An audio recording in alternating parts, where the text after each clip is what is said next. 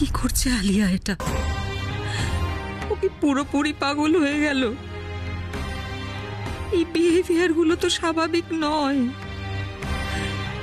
এত প্রতিশোধ স্প্রিয়া, আমি কাকে মানুষ করেছি ভগবান?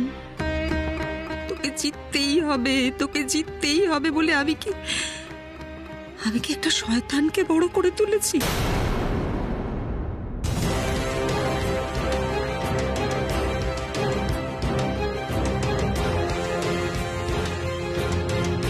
কিন্তু আমি তো এটা চাইনি।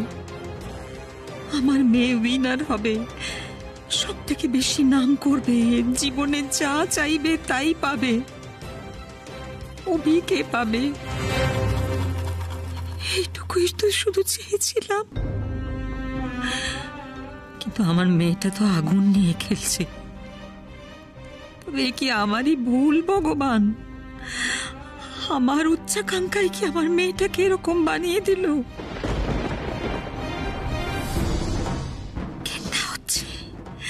ঘেন্না হচ্ছে আমার নিজের ওপর।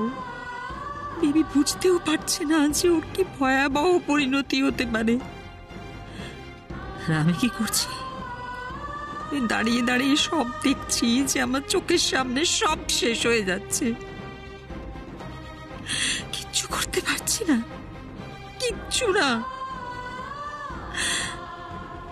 আমার মেয়েকে ভুল মানুষ করে দোষ যদি আমি করে থাকি, সেটা কি আমি শোধরাতেও পারবো না ঠাকুর? বাঁচাতে পারবো না আমার মেয়েটাকে। মা, মা, এসব কি শুনছি? হবে এসব কি শুনছি? আবার নাকি বাড়ির সবাইকে অন্য কোথাও গিয়ে থাকতে হবে? এটা কি করতে চাইছিস তোরা? এটা ছেলে খেলা হচ্ছে। সবাই মিলে শুধু একটা জায়গা থেকে আরেকটা জায়গা। এইভাবে চলতে থাকলে আমরা বাড়ির শুধু লোক পাগল হয়ে যাবো। মা, মা একটু কুল ডাউন প্লিজ। মানে এক্ষুনি তো আমরা বেরোচ্ছি না। তার মানে কি পরে যাব? আরে এখন হোক পরে হোক, যেতেই হবে, এটাই তো কথা। মা, সবাই মিলে একটু আলোচনা করে নি, তারপর না হয়। কার কার সঙ্গে আলোচনা করবি? সবার আগে গিয়ে দাদু ঠাম্মার সঙ্গে আলোচনা কর। মানুষ দুটোর বয়স হয়েছে অভি। তারপর এই সিচুয়েশনটা তাদের মানসিক চাপ দিচ্ছে, সেটা ভেবে দেখ। তাদের সঙ্গে আলোচনা করে দেখ তারা কি চাইছে। তোর বাবার সঙ্গে আলোচনা কর, মানুষটা অসুস্থ। ভেবে দেখ এইভাবে তিনজন মানুষ যারা অসুস্থ তাদের নিয়ে এইভাবে দৌড়দৌড়ি করে বেড়ানোটা কি খুব ঠিক হচ্ছে? আমি জানি মা। মা তুমিই বলো, আমাদেরও কি ভালো লাগছে? কিন্তু মা এই মুহূর্তে এছাড়া আর কোনো উপায় নেই আমাদের কাছে। মানছি উপায় নেই, কিন্তু মা এরা হুড়োহুড়ি করেও তো সবটা হয় না। তাহলে শিফটিংটা তোরা একটু পিছিয়ে দে, 2-3 দিন পিছিয়ে দে অন্তত। আর দুদিনও অনেকটা সময়। জানিও সেটা তোমারও যেমন মনে হচ্ছে, আমিও বুঝতে পারছি। কিন্তু এই এত কিছু ঘটনায় বাড়ির লোকের মন মেজাজের কি অবস্থা সেটা একবারও ভেবে দেখছো? সামনে একটার পর একটা অনুষ্ঠান, রাখি, জন্মাষ্টমী। মায়ের মনটা খুব খারাপ জানো। প্রত্যেকবার আমাদের বাড়িতে কত বড় করে জন্মাষ্টমীর পুজো হয়, কত আত্মীয় স্বজন আসে, আর সেখানে এবছর আমরা বাড়ি ছেড়ে লুকিয়ে রয়েছে এখানে। একবার ভেবে দেখেছিস ওই মানুষগুলোর উপর কতটা মনের চাপ পড়ছে? শুধু ওনাদের কথা কেন বলছি ননি? এই তো ননি একটু আগে আমাকে জিজ্ঞেস করছিল, বম্মা এবারে আমি দাদাদের রাখি পরাবো না। আমি কি উত্তর দেব বলতো বাচ্চা মেয়েটাকে? এত কিছু যে ঘটছে, এত কিছু টেনশনের মধ্যে দিয়ে আমরা যে যাচ্ছি, আমাদের পরিবার যে এত ঝামেলার মধ্যে দিয়ে যাচ্ছে, তুই কি বলছিস ওইটুকুনি বাচ্চা মেয়ে কিছু বুঝছে না? ও সব বুঝছে। ওরও মনের উপর চাপ পড়ছে। বড় হিসেবে আমাদেরও তো একটা দায়িত্ব রয়েছে যে ঠিক আছে চলো একটা কিছু করে অন্তত যদি একটু বাচ্চাটার মনটাকে একটু আমরা ভালো রাখতে পারি।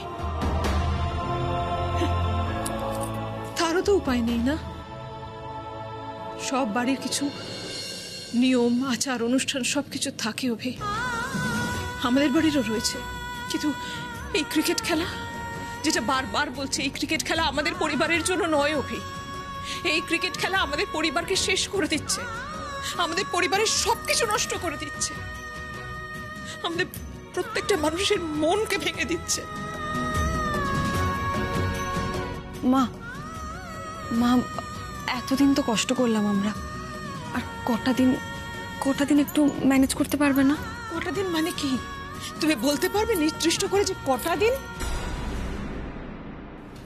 না উমা, এটা আমরা কেউ বলতে পারবো না, কেউ জানি না। আমরা শুধু অন্ধের মতন ছুটে চলেছি।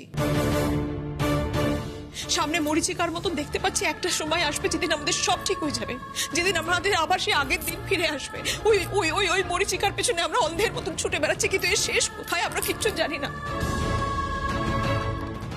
কি ছোট, আমরা কেউ জানি আমাদের এই এই এই লড়াই, এই টেনশন, এইভাবে পালিয়ে পালিয়ে বেঁচে থাকার শেষটা কোথায় আমরা কি কেউ জানি?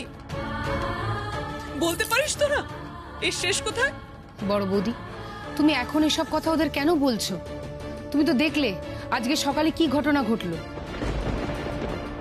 এখন তুমি ওদের এসব বললে ওদের মনোবল তো আরো নষ্ট হবে। আমি জানি পিউ, আমি জানি ছেলে মেয়ে দুটো অনেক বড় লড়াইয়ে নেমেছে,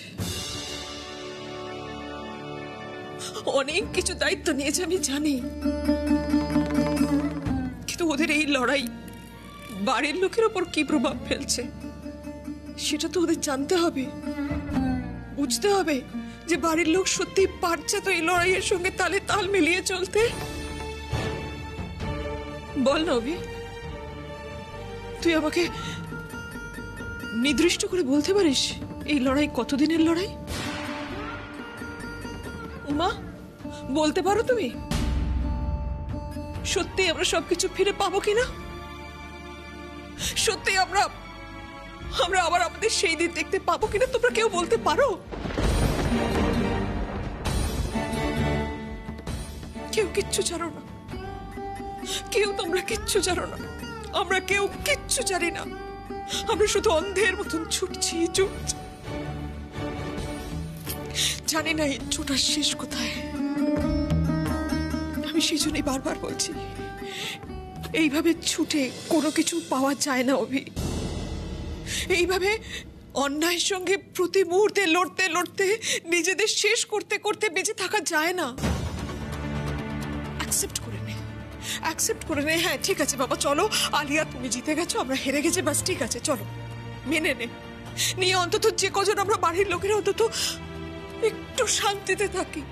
আর চাই না এই এত অশান্তি, আর চাই না। বাড়ির বড় থেকে ছোট প্রত্যেকটা মানুষ অন্তত একটু শান্তিতে থাকুক। আচ্ছা তুমি এইসব কথা কেন বলছো দিদি ভাই? আমরা তো একটা সবাই মিলে ডিসিশন নিলাম যে আমরা রাখির অনুষ্ঠান করব, এই বাড়িতেই সবাই মিলে করব। প্রতি বছরের মতো এই বছরও খাওয়া দাওয়া আনন্দ সবকিছু হবে। ওরা দাদা ভাইদের রাখি পরাবে। হ্যাঁ, অন্যবারের মতো অত বড় না হলেও হবে কিছু একটা। অফ তো করবো না। অভিদের তো এইসব কথা বলার জন্যই ডাকা হলো দিদি ভাই। তুমি আবার একদম ঠিক বলেছো কাকিয়া, এই বাড়িতে রাখি সেলিব্রেশন হবে। হ্যাঁ, এটা ঠিক যে আমরা ওই বাড়িতে নেই, কিন্তু আমরা তো একসাথে আছি, সেটা ইম্পর্টেন্ট, তাই না? কিরে ননি, মানে লাইক অলওয়েজ তুই আর দিদিয়া আমাকে, রুদ্রকে, অরবিন্দকে, দাদা ভাইকে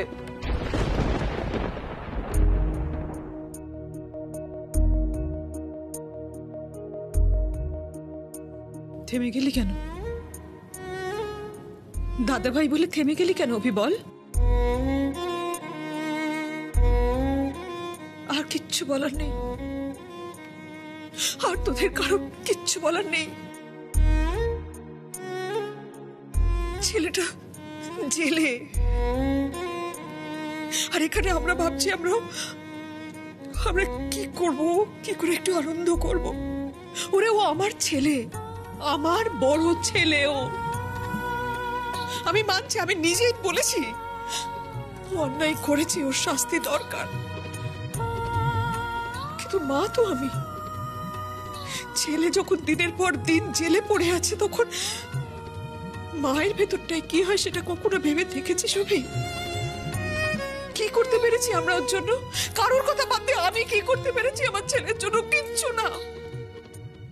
মাথার উপর থেকে ছাদটাই সরে গেছে, এখন কোথায় এসে আছি আমরা নিজেরাই জানি না, তাই না? আমরা নিজেরাই জানি না আমরা এখন কোথায় এসে আছি। ছেলেটার জন্য কেউ কিচ্ছু করতে পারছে না, একা পড়ে রয়েছে ছেলেটা। আরে অন্যায় করেছে, শাস্তিও পাবে, কিন্তু একটা তো সুযোগও পাওয়া দরকার মানুষের। সেই সুযোগটা ওকে দেওয়ার মতন আমরা কি করছি বল না পিউ? ছোট উমা, বলো না আমরা কে কি করছি? কিচ্ছু করছি না তো। কবার চেষ্টা করেছি ওকে থানা থেকে বের করে নিয়ে আসার জন্য, কিচ্ছু করছি না। সবাই আমরা এখন শুধু নিজেদের নিয়ে ব্যস্ত, নিজেদের নিয়ে লড়াই করে যাচ্ছি, ওর কথা কেউ ভেবেও দেখছি না। ননি আমার কাছে এসে জিজ্ঞেস করছে রাখির কথা। আমরা সবাই ওর কথা ভাবছি যে কি করলে মেয়েটা একটু খুশি হবে। একবার ভেবে দেখছিস সীতা দিন রাত দরজা বন্ধ করে ঘরের মধ্যে কিভাবে থাকে?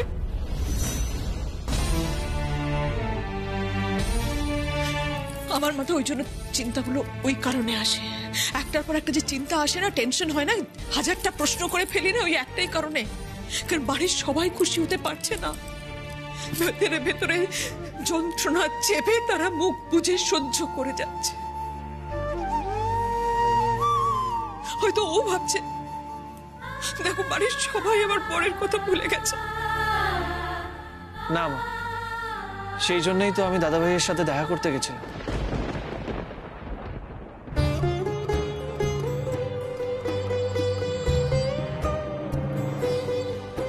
তুই সত্যি গেছিলি ওর সঙ্গে দেখা করতে? কবে গেলি? কখন গেলি? একবারও তো বলিসনি আমাকে কিছু। I am so sorry, actually মানে এতগুলো প্রবলেমস চলছিল, তোমাদের কাউকে বলা হয়নি, উমাকেও বলিনি আমি। সত্যি গেছিলি? কেমন আছে আমার ছেলেটা? কেমন আছে রে?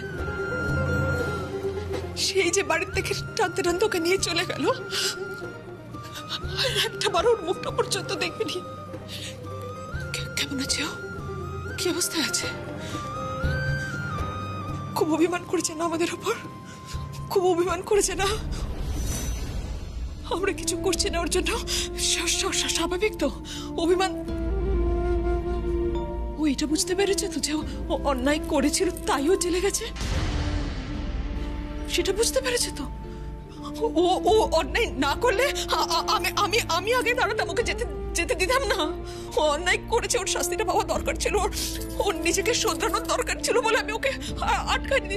তোমরা বিশ্বাস করো, আমি নইলে আমার ছেলেকে আমার চোখের সামনে দিয়ে কেউ নিয়ে চলে যাবে, আমি দিতাম না, আমি আটকাতাম। কিন্তু আমার মনে হয়েছিল ওর নিজেকে শোধরানোর দরকার, সেই জন্য ওর শাস্তি পাওয়ার দরকার। আমি কিচ্ছু করতে পারছি না ওর জন্য।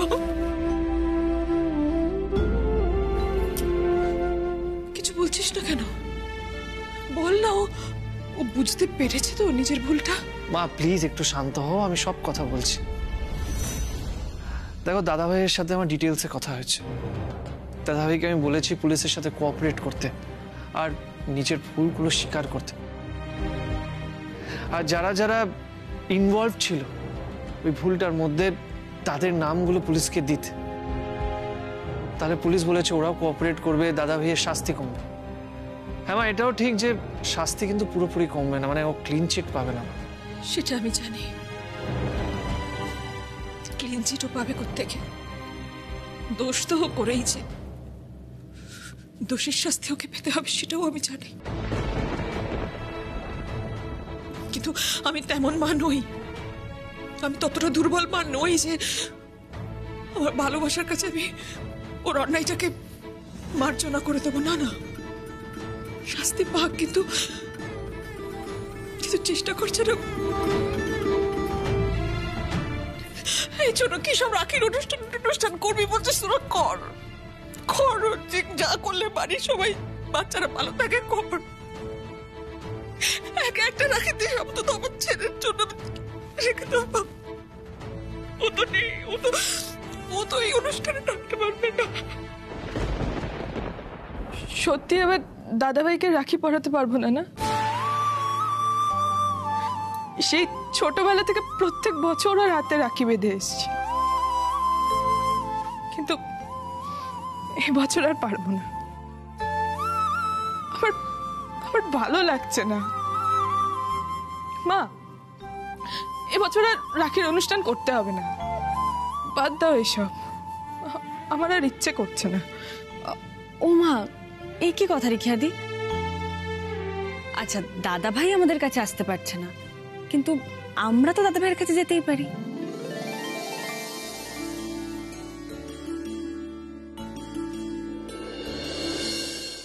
হ্যাঁ, আমরা সংশোধনাগারে গিয়ে দাদা ভাইকে রাখি পরাবো। আর এবছর তো আমরা খুব একটা বেরোতে পারছি না, আমার মাথায় একটা আইডিয়া এসেছে। এবছর আমি নিজের হাতে দাদা ভাইয়ের জন্য রাখি বানাবো, আর ওই রাখি নিয়ে গিয়ে দাদা ভাইকে পরালে দাদা ভাই খুব খুশি হবে, তাই না? একদম ঠিক বলেছিস। অভি, চলো না তুমি আমি একটু আগে গিয়ে কথা বলে আসি একদিন। না মানে আমি শুনেছি স্পেশাল দিনগুলোতে তো বাড়ির লোক অ্যালাউ করে। ঠিক বলেছো তুমি, ঠিক বলেছো। যাও তোমরা, যেভাবে হোক রাজি করা। ননি, রিকিয়া, তোরা সবাই জাগিয়ে দাদাভাইকে রাখি পরাও, অন্তত ওর ছেলেটা এইটুকুনি তো বুঝবে। বাড়ির সবাই আমাকে ভুলে যায়নি, আমাকে ভুলে যায়নি। আমি এখনো তাদের দাদা। বাহ, এই তো, এইটা একটা খুব ভালো প্ল্যান হলো। এত দিনে এই এত খারাপের মধ্যেও আমরা একটা ডিসিশন কিন্তু খুব ভালো নিলাম। বল দিদি ভাই, আমরা চলো তাহলে রাখির প্ল্যানটা করে ফেলি। কি কি খাওয়া দাওয়া হবে, কি হবে না হবে। খাওয়া দাওয়া নিয়ে আলোচনা হচ্ছে শুনলাম, তো হঠাৎ কিসের জন্য খাওয়া দাওয়া? বাবা রুদ্র, তুই পারিস বটে, বাইরে থেকে শুনেই বুঝে গেছিস যে এখন খাওয়া দাওয়া নিয়ে আলোচনা হবে। আলোচনা হচ্ছে কোথায়? আলোচনা তো হবে, তুই বাড়ি থেকে সব শুনে নিয়েছিস। বল। আচ্ছা আচ্ছা আচ্ছা, এক মিনিট, আমাদের কিন্তু রাখির প্ল্যানটা কিন্তু করে ফেলতেই হবে। হ্যাঁ, আমরা সবাই মিলে হইচই করে রাখির প্ল্যান করব, কতদিন পরে আনন্দ করব দিদি ভাই। হ্যাঁ হ্যাঁ, শোন না, সেই সব হবে, কিন্তু অভি সত্যি কথা বল, এত কিছুর মধ্যেও আমি শুধু তোর মুখটা দেখছি, তুই ঠিক নেই অভি। আলিয়া এখনো আমাদের অনেক ক্ষতি করার চেষ্টা করে যাচ্ছে, তাই তো? দেখো মা, আলিয়া আমাদের উপরে বারবার অ্যাটাক করার চেষ্টা করবে, কিন্তু আমি নিশ্চিত এটা আর বেশি দিন চলবে না। তাই তোমরা এইসব কথা ভেবো না, নিশ্চিন্ত মনে রাখি সেলিব্রেট করার কথা ভাবো। নিশ্চিন্ত হও বললে কি আর নিশ্চিন্ত হওয়া যায়? আচ্ছা ছোট, রাখির যা যা তোড়জোড় করার করে নে, তারপর তুই আর আমি দুজনে মিলে মায়ের কাছে গিয়ে একটু বসবো। ছোট করে হলেও বাড়িতে নিয়মের পুজোটা তো করতেই হবে, তাই না? মা, আমি বুঝতে পারছি, কিন্তু মা এই বছরটা একটু মানিয়ে না। আমি তোমায় কথা দিচ্ছি, সামনের বছর থেকে আবার ওইরকম ধুমধাম করেই আমাদের বাড়িতে পুজো হবে। এবছরটা আমরা ম্যানেজ করে নেবো মা, কোনো অসুবিধা নেই। তোরা যে লড়াইটা চালিয়ে যাচ্ছিস এটাই অনেক। হ্যাঁ কুট্টি পিসি, লড়াইটা আমি এখনো চালিয়ে যাচ্ছি, কারণ আলিয়া ফাইনালি জিতে যায়নি। তোমরা সবাই প্ল্যানিং করো, কি কি খাওয়া দাওয়া হবে, কিভাবে অনুষ্ঠান পালন হবে, সবকিছু প্ল্যান করো। আর আমরা এই দিকটা দেখে নিচ্ছি, এখনো চারটে ম্যাচ খেলা বাকি আছে। হ্যাঁ তা তো আছেই, কিন্তু তোরা খেলবে কি করে বলতো? তোদের তো সব প্লেয়ার গুলোই অসুস্থ। নতুন প্লেয়ারদের সাথে কথা হয়েছে কাকিয়া, রুদ্রই পুরোটা ম্যানেজ করছে। আচ্ছা শোনো মা, এবার আমি বেরোবো, ঠিক আছে? তোমরা এইসব নিয়ে আর চিন্তা করো না, আমরা কিন্তু দারুণ করে রাখি সেলিব্রেট করবো। কোথায় যাবি তুই? আর এখন বেরোচ্ছিস মানে রাত্রিরে ফিরবি না? না মা, আজ রাতে এখানে থাকা যাবে না, আজকেই তো আসল খেলা জমবে। এমন একটা প্ল্যান করেছি যাতে আলিয়া হাতে নাতে ধরা পড়ে। আবার প্ল্যান, আবার রেশে আবার লড়াই, আবার তো আমার ছেলে মেয়েগুলোর বিপদ। আমার সব ভালো লাগছে না, কি দরকার এসব প্ল্যান করার বলতো? তুমি চিন্তা করো না মা। আজকে সব থেকে বড় প্রমাণটা আমি নিজের হাতের মুঠোয় পেয়ে যাব। আসলে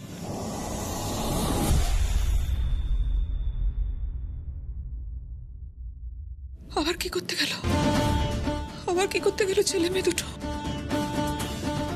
ঠাকুর, ঠাকুর তুমি একমাত্র ভরসা, ওদের রক্ষা করো ঠাকুর, তুমি ওদের রক্ষা করো, ওদের রক্ষা করো।